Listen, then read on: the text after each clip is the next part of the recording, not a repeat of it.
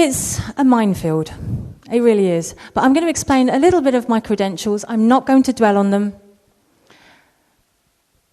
I'm a social media trainer and manager. I'm a reporter with Irish Tech News, which is why I'm here today to talk about how their success has been managed online. I also blog a lot. I blogged for Irish Tech News, Startup Mindset, Women's Inspire, and obviously on my own, stomp.ie.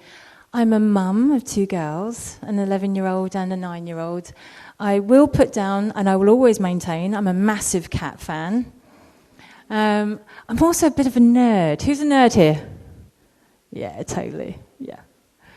But I'm also a charity advocate. I'm a volunteer with Quidju, and I'm a parent-to-parent supporter with them.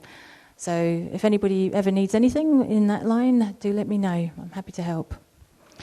Now, I'm slowly but surely giving away a little bit more background information about me each time I go to a talk.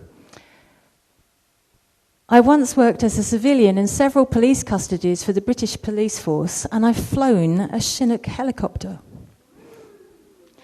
And the interesting thing about the Chinook is I was an air training corps cadet. I was 15 and had my squadron behind me. Oh boy. Good job there were no cameras then. So, it all begins with a website. Now, you must think, okay, why are you talking about websites? You're a social media manager and trainer. What's the story? But it's the only part of the web that belongs to you. It's the only part that belongs to you, as long as you keep paying for it, of course. And everything should originate from the website to then share to your social media. I'm going to stand out the way of that. Get a microphone as a nose. So the idea is if you start with that, there's an awful lot of courses, there's people here that can help you. I will always recommend the local enterprise office. They do heavily subsidised training, massively heavily subsidised training, but the trainers are just as good. And I did a design your own website using WordPress course just to get me started. And so it starts with a website. But where do we go from there? Well, once you've got your website, or whatever channels you're going for, these are the 3 things that you need to do. So, optimization, research, and planning. So how many people did their research when they set up their website? So optimization, let's start with that. Who's heard of accelerated mobile pages, AMP? Yeah, a couple of people. This is God's gift to WordPress. Absolute God's gift to WordPress. It makes the pages load faster. And on Irish Tech News, we are obviously very heavy on content, very heavy on images, very, very heavy on web links. It's the only thing that makes our website go as fast as it does.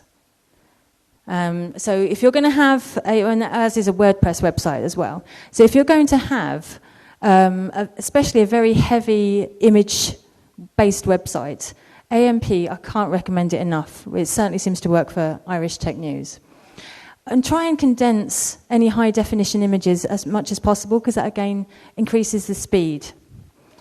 And somewhere that you update frequently. A lot of people go to the trouble of getting really expensive websites, but then they don't do anything with it. They never update it again. And it's so disappointing. You can spend thousands getting a website, but if you don't have an area that you update, it just slowly disappears down the Google rankings. So it doesn't have to be anything major. It can be 1 blog a month maybe, or a calendar of events, or useful information that you can put up either of your content or of people in your sector that's useful to your audience.